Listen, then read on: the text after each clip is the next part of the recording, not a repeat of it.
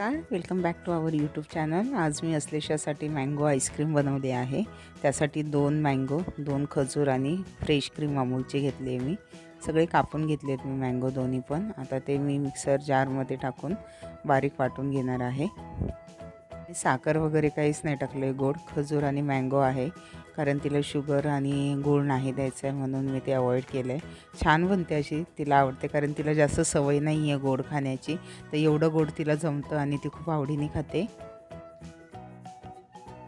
माझ्याकडे घरीच मी dry fruit powder बनवलेली होती, तर त्याने मी थोडं गार्निश केलं आहे आणि आता ओव्हरनाईट मी ठेवेल फ्रीजरमध्ये।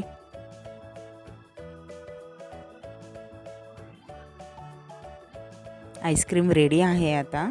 ॲक्च्युली मी जास्त आंबे घ्यायचे होते, पण तिने सकाळी खाल्ल्यामुळे 2च बाकी होते, मग 2 मँगोमध्येच मी आईस्क्रीम बनवली।